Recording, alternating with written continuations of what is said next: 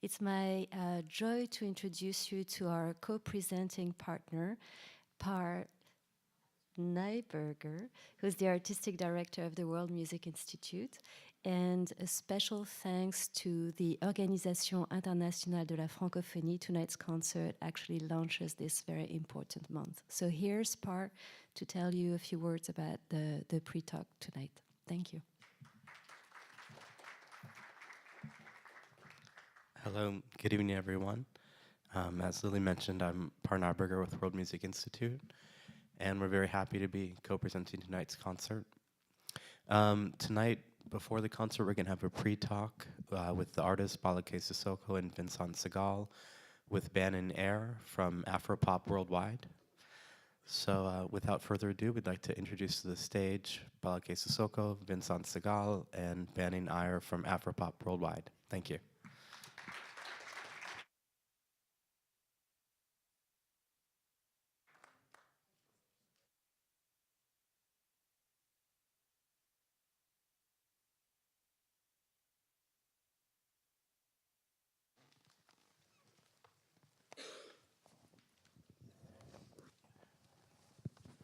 Good evening. Thanks for coming. Just before we start talking with the artists, how many of you are familiar with this group? How many of you have seen Vincent and Ballaké before? Okay, good. So there's a number of first-timers here. How many it's the first time to see them? Excellent. That's great. That's great. This group has quite a long history. These two have been playing together for a long time. And what you're going to see is a very fascinating meeting of musics that we would think of as classical, improvisational, not exactly jazz, but improvisational, and also folkloric. It's all of those things kind of mixed together, and we're in this conversation, we'll try to sort of tease out those elements. But maybe to start, Vincent, you could tell us the sort of the origin story of your meeting, how you first played together. I think if you want to start, you have to start with Ballaké first, playing in a festival in Croatia, Udeci, and he was playing invited by Ross Daly, a famous guy from Ireland, but he plays lira, you know, like it's like kemençe in Turkey. It's like a beautiful instrument. But I believe in this festival it was a cello player. And Ballaké, he liked really much the cello. He said, "Oh, I love this instrument." Then we are in north of France, in Amiens, in a festival, and he's performing, and I'm performing with an Afro-American great singer called, Marc-Anthony Thompson, Chocolate Genius. And so I'm playing with Oren Bledo, from Elysian Field, very pop music. But then I played cello. And then I knew Ballaké, of course, from Delhi and from Tomora's record, and I always love his music. And even I had the New Ancient Strings with Toumani, like the duo, and I knew his work. But he came to see me after the concert, after the performance, and just asked, "Do you mind if we sometimes meet and play together?" And I said, "No, man, I can't do that because you're very good in Kora." And I played a lot of African pop, but I don't know so much Manding traditional music. But he said, "Wait, just play and meet." So we start in my studio first in Paris, in Saint-Paul, in Le Marais. And the first reaction was like my roommate, old lady who is a sculptor, she said, "Oh, it's so nice what you played yesterday night with your friend." And I said, "Yeah, we just start something, but without any plan, just we start something and we see how it goes." And then after we've been playing for like years and years and doing a lot of concerts, but nothing was written. And we never said, let's do that or let's play that. Sometimes Ballaké start with one song and I just join him. Sometimes I start with another. Sometimes we start together. That's the way we made the music. And that's what you'll see. You mentioned the record New Ancient Strings, which is a very important record in the sort of history of Malian music. Ballaké and Toumani Diabaté made that record together, and both of their fathers were great kora players before them. So there's a generational aspect to this. How many of you folks know what a griot is? Okay, good. We have some awareness. This is a very important tradition that Ballaké comes from. And Ballaké, maybe you should just introduce yourself. And maybe a good way to do this is by telling the story of you and Toumani and your fathers and how you made this record.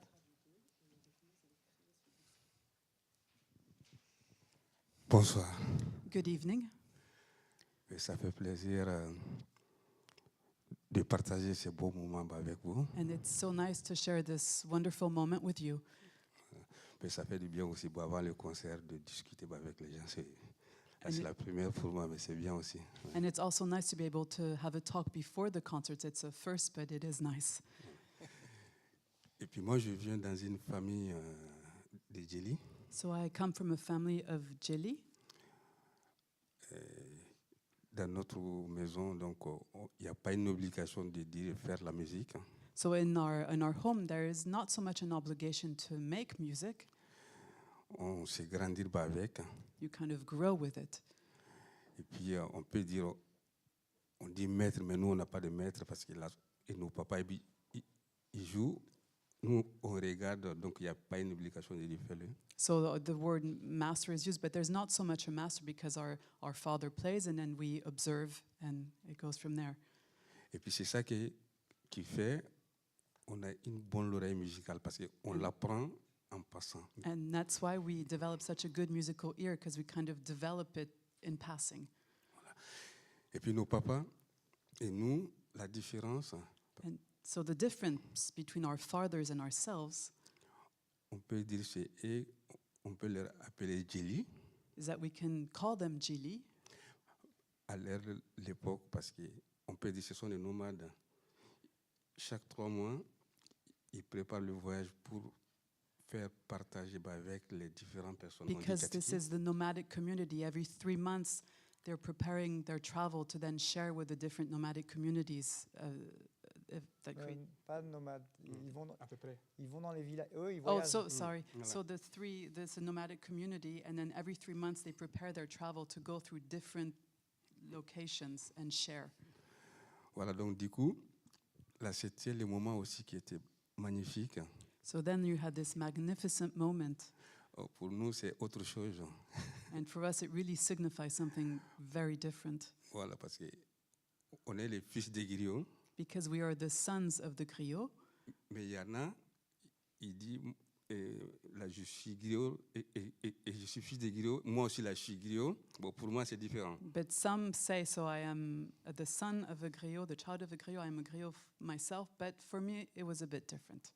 Parce que normalement, si on est Djeli, on n'a pas de cachet, on ne fait pas de concert à tel prix. Because if you're a Djili, normally you don't earn any money for your musical performance.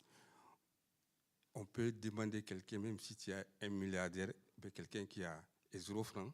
Donc là, et là, c'est la même qualité. So you can play equally for someone who's a billionaire, someone who is literally penniless. You will give them the same quality, Donc c'est ça qui est Djeli. and that's what makes a Djili.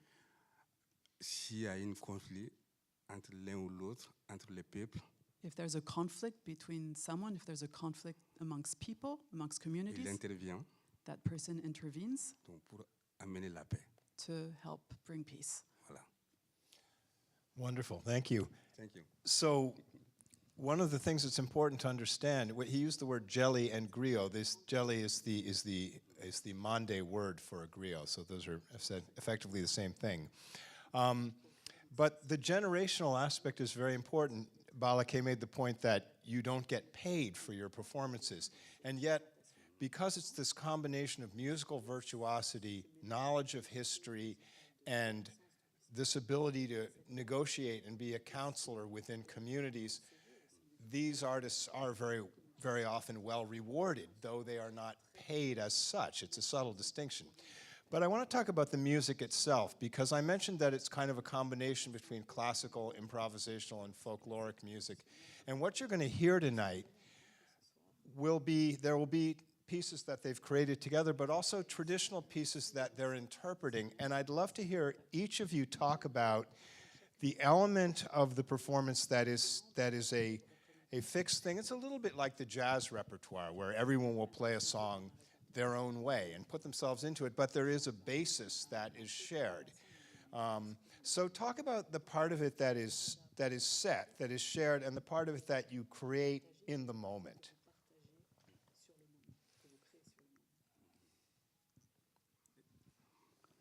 Ok. En fait, d'abord, moi, la mélodie, là, je peux dire, pour faire la mélange, bon, on dit mélange, je travaille d'abord avec l'ensemble instrumental national du Mali. So first of all, so here we're talking about melody, about combination. So first of all, I perform with the instrumental ensemble of Mali. Donc, j'ai eu beaucoup d'expérience là-bas. So I have a significant experience with them. Donc, c'est ça qui m'a dit que pour jouer avec d'autres et d'autres musiques, donc là, So that's what I draw upon to be able to play with other musical styles. voilà. Donc, du coup, avec Vincent, So with Vincent, on a un équilibre vraiment qui est parfait pour moi. we have this really perfect equilibrium as far as I'm concerned. Voilà, c'est deux cultures différentes et chacun respecte vraiment sa culture, mais nous, on a essayé de faire quelque chose aussi sans gêner notre tradition. So we each come from very different cultures and we each respect our cultures, but then we strove and tried to create something together that wouldn't unsettle each other's respective culture. Et puis l'important, on respecte, on ne parle pas beaucoup, And what's important is also we don't really talk a lot. on montre vraiment. We show things. Ok, voilà. Mais ce qui est important, what is very important to understand, because he mentioned the National Orchestra, but you have to understand this idea was coming after the decolonization, and you had this kind of a national orchestra in Cuba, you know, and it was this kind of, in Africa, it was very important to have a national orchestra. But what he didn't say is, it's like all those people, they come from different regions of Mali. So they didn't play together. You had people from the north, the Songhai, Tamashek, some people from the Senufo, some people from like very Bambara like Ségou, some very Mandingue like Ballaké. And so what he don't say too, his father died when he was 14. So actually you can watch on video on YouTube of Sundiata by the National Ensemble, and you see this little boy, he's like 13 years old, and he's playing with Sidiki, Toumani's father, and he's playing right away, and he has to adapt his kora with different style, because you have 15 people coming from different, it's like if you have like people playing together, and one is from Kentucky and playing like Appalachian stuff with the surf music from like Brian Wilson, and then Iggy Pop or somewhere from Detroit, you know, all together. It's exactly like that, because there are people coming from like pop, more like, you know, like pop oriented, some very traditional, and so they played, and that's, Ballaké, he play with Jordi Savall, but he can play with jazz player, with Taj Mahal, or, because it's very easy for him to adapt. But it's not so easy for some other people. And the other stuff I can say, it's like I realize a lot of people they think griot is more like a conteur, someone who tells stories. But like he said, those stories are not just for children, it's for everyone. Like you can see the grandfather is listen to what Ballaké is playing, and you remember a lot of very important stuff. The term griot, I think nobody knows what it means, because griot, I think it was a mistake from the French. Because when you talk, nobody said, some people will say different words. Jelly means blood. It means like you, his name is Moussa, but Jelly Moussa. He comes from a family. And a lot of players, they take the name of the grandfather or the father, it's like that. Moussa, Madi, his son's going to be Mamadou, you know. It's like.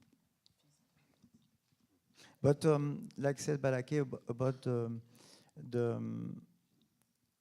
the way you, I think it's like in every it can be theater, but it can be also a nice factory or something. It's the people they can work together when they have the feeling to construct something solid, but without destroying love to be together. If it's just plan or planification or something like very too much organized, then it's gonna kill the feeling. It's like that's why I always prefer to play with friends. Well, I think you'll see when you see these two play together that there's something beyond just the musical connection and the stylistic kind of exchange that's going on. There's a deep intimacy. I've seen them 3 or 4 times over the years, and right from the beginning, it's just was very, very striking. But coming back to this thing about the jelly and the blood and the tradition,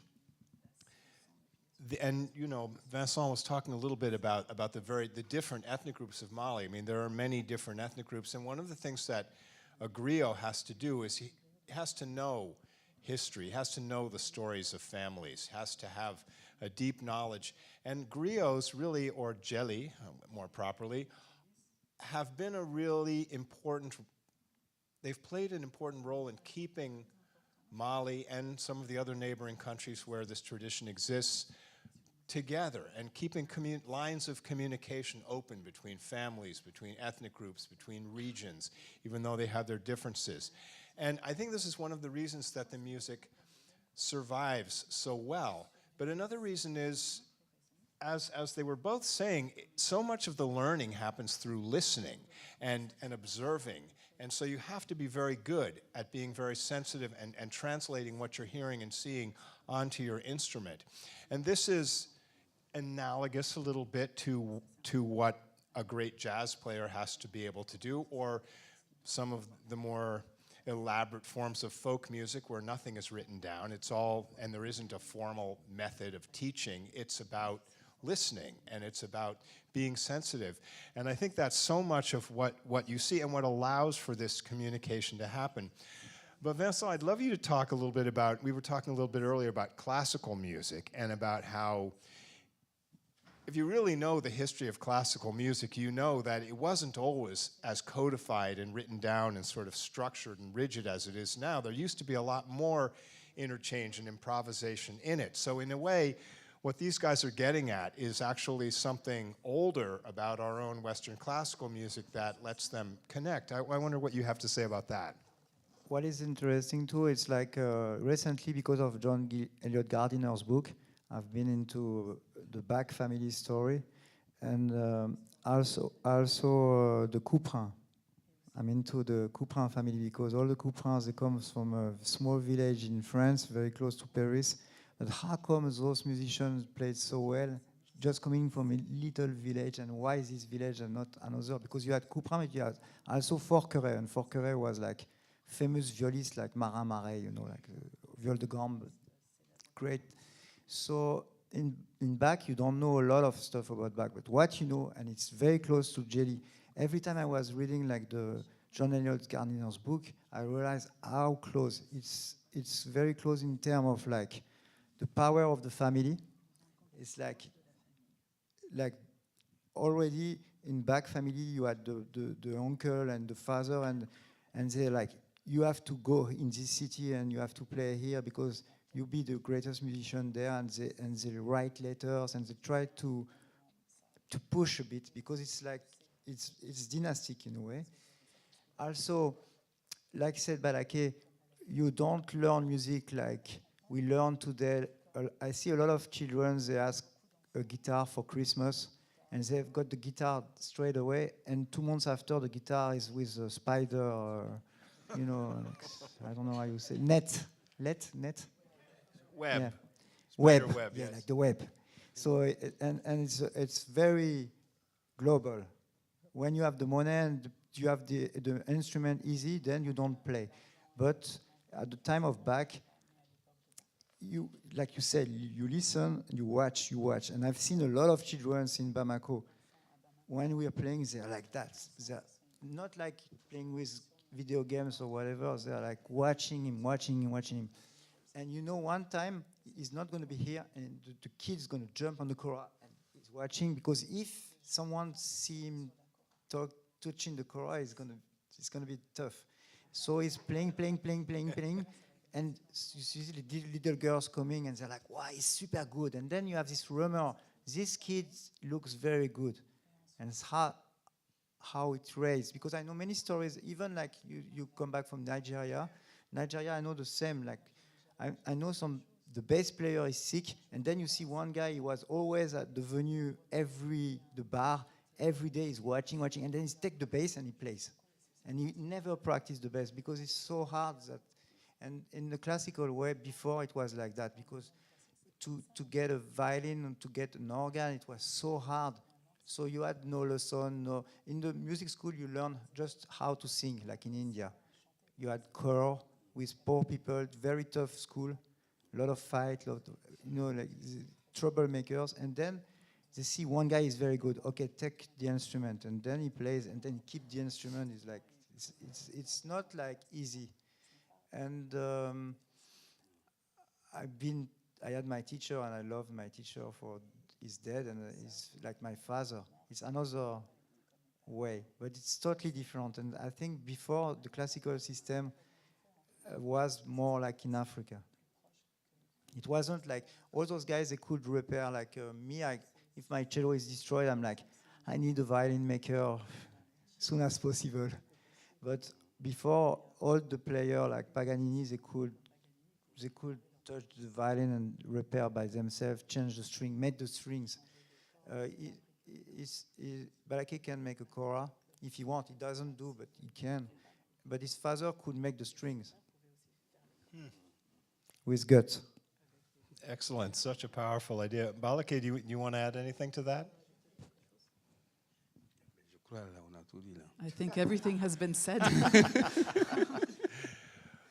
Well, I would just say that, amplifying what Vincent just said, I've interviewed so many musicians in Africa, guitarists, traditional, and that's that basic story of the kid who watches and then waits till no one's guarding the instrument, or his brother goes out and he steals the guitar and plays and secretly, and then there's always a moment when he's discovered. Someone comes in and they hear him playing, or her, mostly him, as it turns out, but and they have this moment of being discovered and being accepted and recognized, and that's sort of how you become a musician. It's a very, very common story.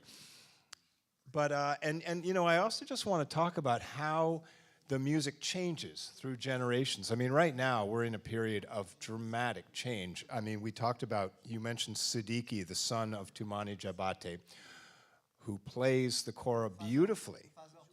Oh, the father and the son. Oh, you were talking about the father, but I'll say something about the son, whose name is also Siddiqui. He is a wonderful kora player. He is also one of the most popular pop singers in Mali. So he's creating this whole new kind of.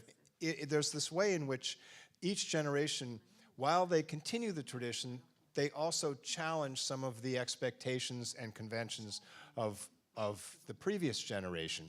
And just to give you a sense of how fast the music can change, I lived in Bamako in 1995 and 96, and I was studying guitar with Jelimadi Tunkara, who plays this style of music on guitar. And I learned a lot of things that I couldn't really absorb right away, but I went away and practiced with my tapes and got better. And I came back 5 years later, look, I can play this. And people would say, oh, well, we don't play it that way anymore. That was, So, and it just gave me a sense, wow, this music is really alive. It's changing all the time.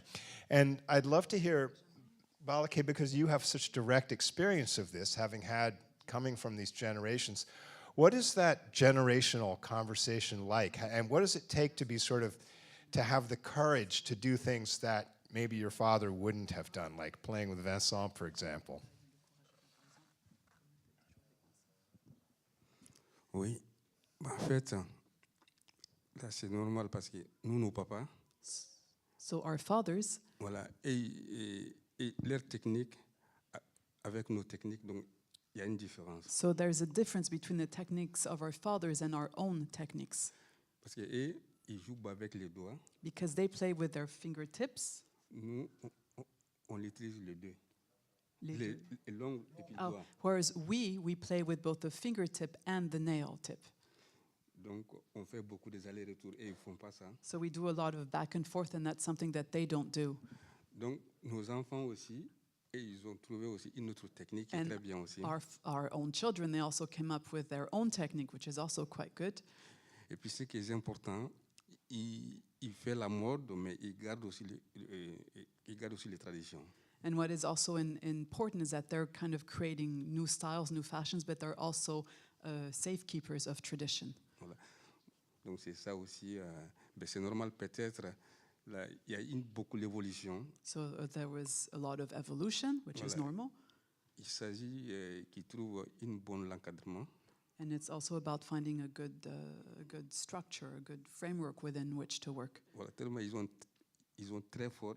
Il fait 100 morceaux vraiment magnifiques, mais bon. And then they can do Il faut bien these les encadrer. Ouais. really magnificent pieces, but they have to have a good framework for that. Ouais, sinon, franchement, il y a beaucoup d'évolution. Ouais. D'évolution. Because there is the evolution of the music is incredible. Mais moi, c'était ça. Une seule morceau. Moi, je peux jouer des modes, à peu près une centaine de modes. Tu as vu? Une seule morceau. So, for instance, you can have a single piece of music and it has 100 different styles. Voilà. Donc, c'est ça qui fait l'effort aussi. Parce que, So that's also requires a considerable effort. voilà, donc, il y a beaucoup d'improvisation. Yeah, so that's also one of the reasons why there's so much improvisation. And I think that's one of the reasons that this music stays so relevant and alive. You know, you always hear about musical traditions that are disappearing or the kids don't want to learn it. You know, it's a common narrative you learn if you go around the world looking at traditional music. There's always this fear that the tradition is being lost. But because this tradition is so malleable and has so much personal expression in it and so much room for innovation and improvisation, I think that's one of the keys to its remaining vital and why I would never think that this tradition is ever going to disappear, and I think most jellies would agree with that.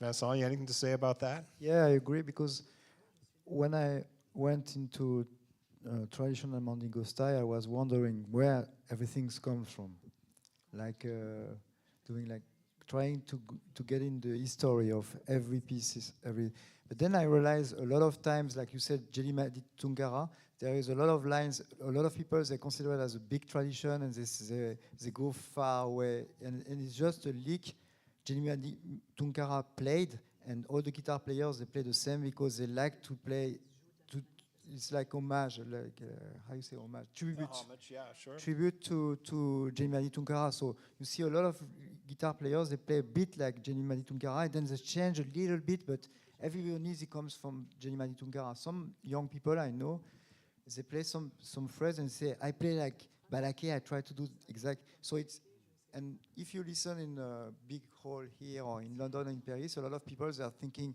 it comes from 17th centuries, but it's like North Indian classical music. It's like, of course it comes from there, but then every player like has like a Mahalingam in South Carnatic music, the way he plays flute is very original, and I just listen and I know it's him, and in the same time I listen to music and it's not like marked, it's coming from the 70s. For me it comes from before, of course, but it's Mali. If I listen to Ram Narayan, the way he plays sarangi, it's not like, of course it's like the Khan tradition from Rajasthan, but also it's Ram Narayan. You can, and that's what I love with traditional music. It's like, I realize it's always like jazz. It's always one guy, Louis Armstrong, Sidney Bechet, the way they play, Ornette Coleman, it can be Don Cherry. You have a lot. If I listen to Don, I listen Donso music from Mali, Wassoulou. Hunters, But yes. but it's still Don Cherry. It's like, Yeah. Well, at Afropop, we always say that music is encoded history. If you really dig into it, you discover so many things about the people that created it, the history that led to it. But I love also this idea of paying homage to great players. I mean, when I would sit with Jelimadi, he'd play a riff and he'd say, oh, that's Batraseko Kuyate, or, you know, it's very similar to quoting great solos in jazz or great, you know, people own their innovations and other people take them, they're not stealing them, they're paying homage, just like you said. And but there's a funny thing that also happens because improvising is a little bit like writing or creating poetry in a language. There is a language, there is a structure, the base that Ballaké was talking about. And I remember when I was first playing with Jalamati, I would start, just playing things that came naturally to me, and he would say, tu as sorti le style. You've gone outside the style. You're improvising, and that's cool, but you're not playing Monday music anymore. And I wonder what it's like for you, because you've now been playing with Ballaké, this traditional repertoire, for years, and doing a lot of innovating and improvising. And what is that like, that sort of the part that's free to just do whatever you want, and the part where you need it to fit within the kind of rhythmic structures and kind of just the language of Monday music? I think always what I do, it will be never like home. Is like when it's the music you grew up with as a child. You can't compete with that. So everywhere in the world, I think you have to be born in a place, and then this music is your. So me, I'm born with Rite of Spring, because it was the first music I heard when I was born. So, but then when we play together, I feel when Ballaké is expressing nice solo, it means like the background I'm doing is with him. Otherwise, he's not going to play. I know him. If the music is not correct, he's not going to play. So if you see him tonight stopping totally, it's like it's big. Tu as sorti le style. And I think if you feel happy, it means something is growing. But the most important, don't try to be convinced you're doing straight away the right stuff, and what I like is the cello anyway, so it's an instrument different. If you play, I believe that's what we like too. I never touch his kora, I never touch my cello. Some people, they say, you try to play kora? I said, for the year of studying cello, I don't want to do the same with the kora, and that's what we respect ourselves. It's like, it's the instruments as a technique and a way to play, and it's different than the other. It's difficult if you, like you said, guitar is international. So if I play guitar and I play in Mali, it's going to be very difficult, because this is the instrument. The people there, they have the style, and it's like coming from Goni. It's very specific. But everybody knows in the neighborhood as me as a cello player, and I'm the only one around. So. Well, I'm getting the signal that it's time for these guys to get ready for the concert, which I'm sure will come as good news. So now we'll take a short break, and then we will bring on Vincent and Ballaké for some music. Thank you very much for listening.